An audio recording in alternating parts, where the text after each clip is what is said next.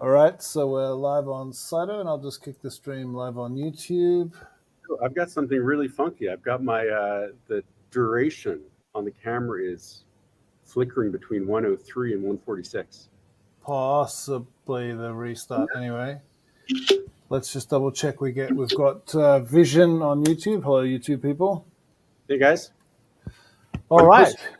I'm immediately post gym. This is totally fresh. I did the exact opposite. I just finished cooking a absurdly large dinner, so I need the exercise. But anyhow, cool. Let's get into it if we can. Yeah, welcome everyone. Thank you if you're joining us.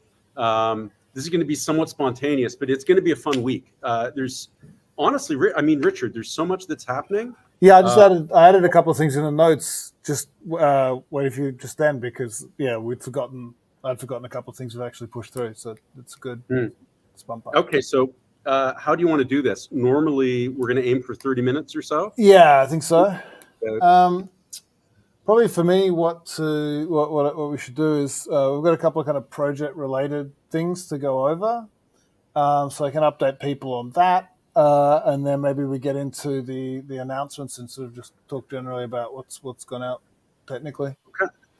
So the project things I'm talking about is obviously people who've been paying attention will know we're taking part in the Bybit WSOT. It's a trading competition. The community's come in on that. We were fading. We were kind of down the bottom. We're now moving solidly up the table, which is good. I think it's really positive for the project just to get exposure in a different community and also to be part of the Bybit ecosystem after they put us on DEX Pro. So if you are going to be doing any trading, grab yourself a Bybit wallet and you can use all the DEXs, etc., through DEX Pro. And then you can vote for us and kick a few points our way, and that helps us push up the table past some of the competition. There are some projects that obviously seem to be farming a little bit. A little bit. Just a little bit of farm in there. They've got market anyway, which is the service that someone popped up and offered me, and I said no, I think we'll do this legit. So yeah, get involved. It is cool, and it's also a decent DEX working for me to do stuff with. So appreciate support with that. And then the other one is thanks Maxime, ever solid mega citizen Maxime. Added me on a thread from a registered exchange in Europe called LCX, who are trying to set a different standard for exchanges and be very open and transparent about listing projects on quality and on what they see as potential impact rather than simply as a cash grab on the exchanges side. So I've got a call with them. Unfortunately, we shifted from today tomorrow to discuss Saito with them, which is a really positive thing. I think it'd be nice to get another listing clean like that, and I think it's a sign that things in the industry are changing. I know, like the SEC put out rules today about market making, and they're really getting into looking at what projects are doing with pumping coins and tokens and so forth. So it's really good to see the industry is also, the space is also maturing in other ways, and we can try and support that and be positive. So that's kind of the updates on that side. Things afoot, and obviously more things coming along. Okay, why don't we go into project updates? Stuff that's happened. Normally, we've got a bunch of stuff because we've got things that we've announced in the past in previous weeks that we've been making improvements to. So, Richard, do you want to start? The first thing I've got on this doc is DCM Live. Yeah, so the module compilation, dynamic module compilation we announced last time. That's what that is, David. DCM. That's up and running. There are some fiddly things. I mean, essentially, we're building a browser operating system for proper blockchain apps. And so, it's a tangly situation, often just around security of the browser itself. The browser's like, hey, what are you trying to do there? Like introducing this code I haven't seen. But that's been up and running for a few days now. And did you have anything to add to that, David? It's pretty funky. I would say massive credit to Sanka, massive credit to Dan, massive credit to Khan. Add Victor, because he's, not directly in, but they've done a ton of work. This has been, it's such a technical challenge because when you're installing a module, you've got to be able to install your own libraries. and it's got to work in the browser with Saito, which has its own libraries, and your module might want to access the libraries that Saito has. Yeah. And it's not just JavaScript. So it's not just, we've got these JavaScript libraries. We've got Wasm being embedded in this stuff. And we've got the Rust code, which is embedded in it as well. So it's super complicated. And I mean, they've done a fantastic job. Yeah. What I would add here is where I'm hoping this helps us thread the needle between professional developers and large teams and smaller hackers. Because there's a bunch of people, there's different opinions on this of who are going to be the initial users, right? And it's interesting is that people are, why aren't you, what about AA, Gabe devs and stuff, all of that stuff, as opposed to the initial Bitcoin devs who were people in their basement, people in their attic or whatever, just clearly out of their depth if you look at the C++ in the original Bitcoin. Well, even in a high-level form, if you're a third-party developer, if you're putting together an app, you want it there on the wiki, let us know. We're going to help get it up. We're going to help you get it compiled because we want to move towards an app store. And I think we're going to be taking baby steps in that direction, starting with the wiki, so that anyone can go to the wiki. They can see the applications that exist. They can download them and install anyone that they want. So if you're a dev and you're putting out some stuff, you can help us with that. We need an application page. You can write it in Markdown and we'll get that up. Yep.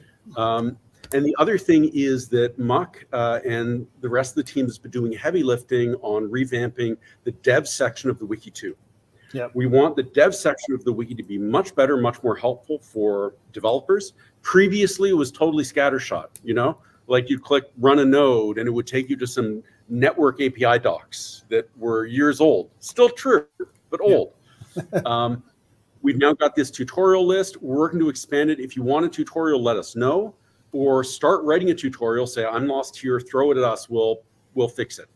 Because we want as many tutorials solving as many problems as people want. Yep. So you can help with that. You can also help by looking and saying what's missing. Because I've seen some people on Telegram say like, I think it was Mino maybe. Someone was like, I'm not quite sure about the Red Square network architecture. And we would love to share more news about the network architecture. It's one of these things where there's so much to talk about with Saito that we don't even know what page to put up, Like, what do you want for the network architecture? Is this like part of the Red Square application page where you want to know how it works? Or is it part of like a network dev page where you want to know how to save transactions and load them, that sort of thing? So if you're a dev, if you see something missing, let us know. Help us to get templates up and help us get this organized. And we can make this wiki so embarrassingly good. Hopefully embarrassingly useful for devs that whatever they want to do, they can come and they can say, I'm going to. Yes, I was going to say, like, if you're happy using GitHub and stuff, you can push pages there. You could push a start of a page or a stub and say, look, I would expect this to be there. What should be in this? That'll really help us know what people are looking for. You guys are idiots. We need a page with this information. We'll go, okay, we'll get you that. Yeah, and it's even possible it's a duplicate, right? Which is really helpful because it tells us people aren't finding where it is. So if we can get that happening, and if you're not that way inclined, hit us up on Red Square and say, I was on the wiki and X. Look, I needed this, I needed that. Because it's time to start getting that stuff tight for devs too. We'll yell at you. We'll be like, why didn't you do this? And then we'll get pissed off and we'll do it. Yeah. So, but maybe leading from this, one of the things I really like about DCM and the wiki updates is I think we're actually getting to the point with dev where third-party devs actually can start to be more useful in the development process. Even if it's like, look, I want to do this dev stuff and I just don't know how to start. Which is a big change for us because with the dog fooding that we've been doing in the second era, often we're trying to figure out what's the best way to solve this. Yeah, I saw actually someone was asking about a ticketing system and how you would build that in Red Square. So obviously we're doing this right now, but we will get back to you on that because those are the sorts of things. You mean like a reporting bugs or no, more like clocking on, clocking off, like people reporting in that they've started work or not. So I mean, eminently buildable, but the question is exactly what you'd want to do with the peer-to-peer nature and how you'd store the data and share it. But we can get back to you on that, and we will, because it's time for that sort of thing, particularly with the ability to just push them. here's what I'd suggest. Think through the simplest or most complicated UI, because if you can show us the UI of what you want it to look like, that's often a huge amount of help to us, because we can then know exactly what information it is that you need. Yeah, and it's a starting point to talk at. Like, is it a widget in red square that, like, I click on this when I log in, and I click on this when I log out? Because like, it can be a full standalone page. You can write an app that takes the whole screen, kind of like video call, or you can be like, I just want to insert something right above chat. Yeah, I mean, I think people, when they start seeing the way you can take something that already exists and just monge it to do something else you want. For instance, just branding or wrapping video calls in some kind of UI that you want to, whether you want to make it a classroom app or just a chat roulette thing or whatever. Like, there's 1,000 ways you could just take the basic UI and have a different path into it, because everything is modular and clicks in. And that's pretty cool. You could kind of have a permissioned red square install for your company or your organization or school or whatever, and then install that clock in widget, and that widget will send the on-chain transaction, because you care about proof of timestamp. You don't want people gaming it. So cool. DCM. Now, I hear, David, that we've got a new game landing soon. We got a great game. I love this. There's a percentage of people that aren't going to love this. They don't know what I'm talking about. One of the things I love is we've got the TS has been a growth area for us. We're getting more and more people coming to play TS, which is lovely. It's an amazing game. If you haven't played TS and you're a Satozen, learn how to play it. It's going to be amazing. You're going to love it. It's strategically complicated. It's super fun. It's playful with history, like, it's the 1980s and you get to put Fidel Castro in power in Cuba. It's a lovely game. And for the last year and a half, we've had the kind of volunteer effort putting together a multiplayer game that it's kind of a bit of a cult game, but it's a 2 to 6 player simulation of the Reformation. This is why a bunch of people weren't going to like it. They're like, why are you doing this obscure stuff? We're doing this obscure stuff because it's a labor of love, and we're ready to push it out into alpha. The game is called Here I Stand.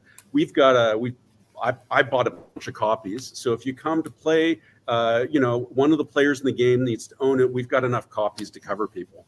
I'm really eager to see where this goes, because, like you say, this is another case of people pushing for something different community, and we've had real traction with, Twilight Struggle, which by some standards is niche. It's pretty popular in the board gaming world, but have a really good copy of the game, a very playable implementation up, and that niche start to love you. And it's a good way of seeing, like, exactly where we can get traction with what. So keen to see where this goes.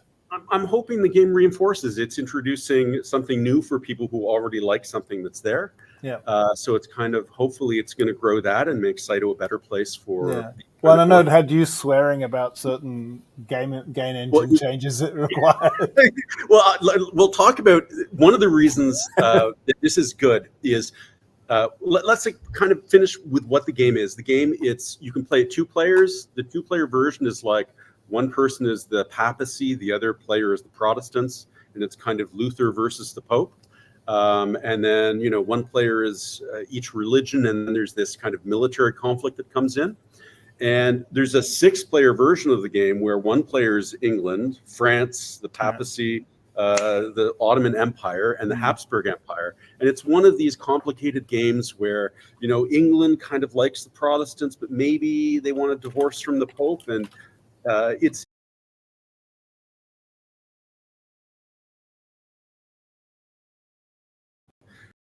we added them to settlers, and then, Joel complained changes that we're seeing with the way overlays are getting better and more game specific. They're coming out of this as well. So there are going to be knock-on effects for this, because Realms has the same problem with gameplay. Someone might play a creature and you want to block them. And it's just learning and making sure we're doing things properly. So there's a lot that's coming out with this. Why don't you give people an update on Settlers? We'll get Here I Stand out on prod maybe in a... So there's some initial changes up. So I'm just making sure the stream's happy. There's something up with my machine for a second there. Yeah, I think those overlays, for instance, is really interesting. I have a current thesis. They seem to, again, just slow. It's a tiny thing. You slow people down, you give them something they're not expecting, and it can really impact the gameplay. So we trialed that in Settlers, and it seemed to put people off, I think, because it sort of bespeaks a lot of information and something's happening. And in Settlers, it was just a card's being played. You don't need to respond. It's just happened. And so I think, we kind of toned it down for that. But it's very interesting, these fine nuances between the input that people get and then the choices they need to make and the speed that things continue on with. That can kind of make the difference between things being addictive and kind of compelling versus I'm now vaguing out because it's not responsive or whatever. So we put in a bit of love to Settlers. We kind of dragged it forward on a bunch of fronts, and then we saw how that worked, and then we're kind of pulling back a little bit on some of them and improving them. Dan's done some really great work on things like having not just the current turns announcement, but having a light log constantly visible, so you can kind of just see how you got here the last 3 or 4 moves. Great suggestion from Joel then to filter that by filter out some of the messages, so it's just the last 3 really important things that happened. That's really great, actually, because I think that makes the game clearer and easier to play. People won't be more fun. Yeah, more fun. Well, that's the thing. If you have to look stuff up, who wants to look anything up? Right, you don't want to look at stuff up if you're having fun. That's something you do as a academic pursuit or whatever. If you're playing a game, you just want the information where you need it. You want to know what you need to know and keep playing. So we got some wonderful thing. Here's a lovely structural thing that's happened with Here I Stand. Hasn't been added to any games yet, but asking for permission, we now have the ability to say, look, we want you to ask for permission and then wait 4 to 5 seconds, wait 2 seconds, wait 10 seconds, and if they don't reply, let the game move on. So someone goes to the fridge. It's like, oh, well, you missed your opportunity to play because you weren't at your keyboard when the action happened. So pay attention. And that sort of thing. It's like, strategically designing the games, stay involved. Well, I think so. This is also it's basically new blockchain tech. And I think people don't always see that with the games, is that like these offer response things could be anything, right? They'll be useful in DeFi, etc. Well, it's peer-to-peer, so there's no central server. Because normally you've got, this is the AAA dev game. It's like those games, it's like Fortnite, whatever. You need a central server to be managing the time, to be managing and punishing people that don't respond. Yeah. Right? But on a peer-to-peer where it's back and forth with moves, you don't even necessarily know, did the guy receive the move? How do you punish them? So, it's solving for a bunch of problems that really aren't solved elsewhere. And I think that's kind of exciting as well. It's why it's interesting to kind of sit down with these problems, is you actually have to think out. Same as with Red Square, with moderation, or how do we do something where it can be canonical, but it's not, like just not by the fact that it's like centrally, assigned or knocked on the head and said, this is the truth. So it's also interesting because to me, I think I look at the applications, the places we're seeing growth, normally they start as labors of love or labors of creativity. And the things that are really hard are the ones where everyone thinks there's an obvious reason to build it, and it's a hype cycle, right? Like, because there's not necessarily love, sometimes hate. Like, video call came pretty much out of a seething hatred for Zoom. So that's interesting. I really like the video call and then the broadcasting stuff. It's kind of I love that we have it, but the some of the kernel for creating it, same with the broadcasting stuff, was just finding Twitter Spaces so utterly infuriating. I mean, for me, I'm thinking more like you look out at the blockchain space, because one question is why isn't anyone else doing the stuff that we're doing? And I think one reason is that it's hard work. It requires this labor of love approach to get things usable and playable. And it's kind of orthogonal to shit coining, which is what can I do this week that's mostly a hype thing, Like, I don't know of another project that has had like an application like Here I Stand, which has been baking in the oven for like a year now, that, eventually it comes out. It's kind of a leap of faith, it's a leap of faith in starting the apps. Anyway, if you've been with us for this amount of time. I hope you'll come and join us. We'll probably get a tournament going. Yep. You can Cool. opt to. Yeah. to Should follow us. we're kind of about 23 minutes in. Should we quickly get into the other Yeah. updates? I think we did mention the wiki. Other thing that's come through is just editable options file work, which I think is useful. Is it more useful for us? It's more useful for us, but it might be interesting. Well, I think the main thing about it is it gives you ability to dig into your wallet, but also your settings for everything to update them. This is, if nothing else, important for people who are wanting to deploy apps using dynamic compilation, because they'll need to be able to go out and clean out stuff.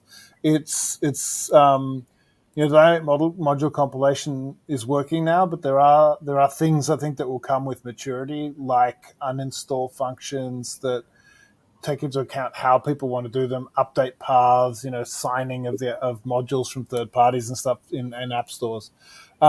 So this is a kind of first step to being able to get at that kind of information. Let me just pause 1 sec. If you don't know what we're talking about, you can click on the hamburger menu. Yeah. Go down to account. You click on account, and you're going to see a list of the installed modules. So that's DCM, which is hot. Popular kids call it these days. And we got that plus button. You can click to install the new modules. If you keep going, you're going to see your wallet info. And it's basically, you can click to expand things. So you can look in it, you can see blockchain, look at arcade, and any module you're coding can save information there. If you're a developer, this is super important to know, because you can save information here in the user browser. So normally you don't want to put like a video file in here, but your configuration settings you can. So you'll notice, for instance, there's a home variable, which is storing what's your home app. So sometimes you'll click to close an app like video call, and it will take you back to the arcade, or it'll take you to Red Square. It's taking you home because your wallet is storing this info saying, this is the app that I use the most. So if you're building an app, you can save stuff there. It's got your key list there, so you can explore your key list. You can, if you've got a cryptographic shared secret with a friend, you can actually find it in your wallet there. So it's making that editable. So this is kind of useful for dev. You want to change a value for testing, you can do it. You don't need to like code the module to dynamically change things. Agreed. Yeah, it's fun to play with too. Another thing that's come through is we've really smoothed out the process for sharing and entering and exiting video calls, etc. If people have been following along with the updates, you'll know that there's a we talked about profiles, about some things having a key as an identity on the network. We've essentially moved to something more like that for each call. That makes entering and exiting smoother, as well as sharing smoother. So if you drop out of a call, you can come back to that call because it has an ID. There used to be this weird thing where the person who started it had to hang around because we didn't have a central server, so you had to connect to them. Now, if they go away, they can come back and rejoin that, etc. It's like order of joining issues, where inviting someone to a call that's ongoing was no problem before. But now, if we want to set this up, you share the link with 5 people. It means anyone can be the first person into the call. Right, exactly. And they can notify the other people that they've entered the room, etc., without someone having to be the owner and be live to do it. So, again, no central server, right? Like you don't have that central server in the Web 2 world. That that Zoom server is like, oh, David has scheduled a call, and who are the people that are joining? It manages. And then when you connect, it's like, that's why it's asking you for the room ID. Because it's like, I've got a database of calls that I'm scheduling. Which one of them is? So this is sort of going. It's a bit like the leapfrog thing, where like they never had credit cards in China, so they went straight to mobile payments and like left everyone else in the dust on that side. This is kind of like, instead of having that database of keys, we've gone directly to, actually the call is on the blockchain. It exists as an identity on the chain. So now you've got universal broadcast to a thing. Right. And that's something that's kind of actually really powerful when you start seeing it. We started redoing the architecture for joining and leaving calls. We're like, actually, this is really so much simpler. It's kind of like Bitcoin. You know how you've got like this infinitesimal probability of generating someone's existing wallet? you've got an infinitesimal possibility of joining a call that already exists. It is possible. There are more potential calls than there are atoms in the universe, but you could accidentally join one. So it's got a built-in hyper unlikely chat roulette feature. Chat roulette plus Zoom. But yeah, that's actually a nice little cool kind of update that's come along. And I think we covered kind of the wiki revamp, etc. So probably. I mean, I guess, the message I'd give is I think we really are in this transition period now where we're approaching the end of the second era, and the second era is about dog fooding and it's solving problems. There's a lot of stuff that's coming out. One more example, one of the big changes that's going to happen this week, I don't know if it's live. You know how we've got the splash page on Saito.io that has a list of places to link? Yeah. That's been redone. Don't know if it's live, but we're moving Saito.text stack over to Saito.io so we can get rid of that entire website. Because we haven't been maintaining it. We don't want to maintain it. Why would we want to maintain something that's going to change and move? It's changing, it's getting moved. And what this means is that as with all of the applications, as with the front page, as with the wiki, you can help if you don't need to be like a hardcore dev able to help us with Rust coding or know the API development stack for applications. If you know what you don't know, you know what you want to know, and you can help us with a wiki, that's great. If you're like a designer and you're looking at the splash page being like, well, look, I can take this on. I can put in 20 minutes of work and kind of tweak and fix stuff. We'd love it. Yeah. And I think we're really getting to that point now because things independently are, well, there's things, I mean, you can just put, you can see from that how a website could be a simple module, and then that website could have some sort of functionality, even just ads, that sort of thing, if you want to build that in the future. So it's really nicely coming together, I think, on that front. Yeah. And kind of having foreshadowed that a little bit, I think the other big thing to kind of tease a little bit is David's talking about eras and dog fooding and things changing. My LinkedIn info. Well, I think I've been saying around town a little bit. I think we're looking at doing a roadmap update for people in the next week or so. I think it's about time. We've really covered a lot of ground with Saito Summer, which in no small part was just about wrapping up and showing people all of the things that have actually been done, a lot of which we hadn't been pushing or talking about, etc., and opening up the discussions and the visibility into how we're doing development. Because I think with the dynamic compilation coming along and things, you can see that things are shifting into a mode of really making things much more accessible for devs and looking at taking open development forward. And there's a bunch of aligned things that we want to talk to people about, like third-party node operators, how that will all work, how we're going to step into that, et cetera, and a lot of things that have been asked for and that we've talked about as coming along. We're in a much better position to say this is not necessarily 1, 2, 3, but here are the things that are coming up, then how those all interconnect towards, kind of fleshing out all the things people are expecting in the ecosystem. So we'd like to get onto that maybe soon. Next week or the week after. It's going to come soon. And that's not to say that Saito Summer is over or ending. Like, we got a bunch of stuff. still more. It's lined up. Yeah. No, there's the timing on those is really dependent on, I think it's going to be quite a big review from our point of view as well, and it's a good chance for us to get back and actually double check and go over all those things and kind of refamiliarize ourselves with every corner of the project. We're looking forward to it. This week you'll see, if you're in GitHub, you'll see a lot of activity in Rust as well. Yep. We're kind of simplifying and streamlining. There's some work that's being we'll talk about this. We'll give you the details on this next week. Yep. But it's exciting stuff, and I think it comes with some pretty welcome sort of updates along the way. So it really feels to me like the application suite. Red Square also over the last 2 weeks. I mean, there's still issues in all of the various apps, but I really feel that we're getting there. Well, I think also you're talking about delivering the web page, and we're looking at sort of how you can add the content to extend the profile module and get content publication kind of things happening. with those kind of ideas, we're kind of also, I think, for most of the common kinds of application I can think of, we have peer-to-peer examples. So obviously not, not Photoshop, because that's just Photoshop, right? It's not a communication tool or an online tool per se.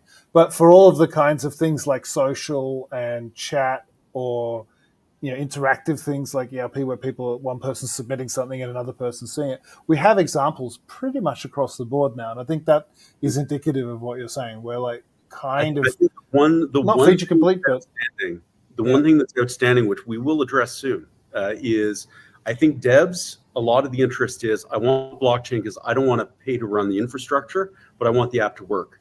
And this is where like the economics of other chains fall down, because they can't pay for it. And so everyone is basically free riding on the token minting, and then they stop being able to mint a bunch of tokens, and we see what happens with ETH, Yeah. But we're going to be coming out with demos and modules that actually show, you want to be storing bigger amounts of content.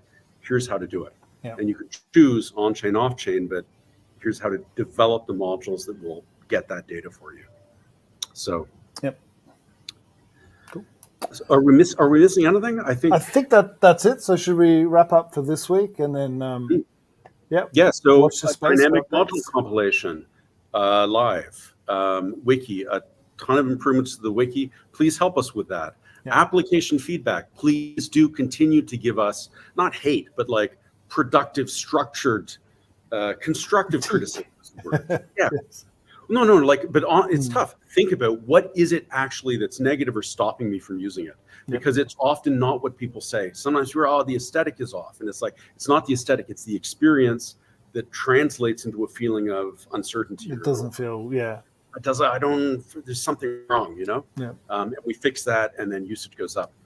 Here I stand in Settlers. Here I stand as a big step forward for peer-to-peer gaming. Settlers, I kind of added those overlays, and people didn't like them. We're fixing that.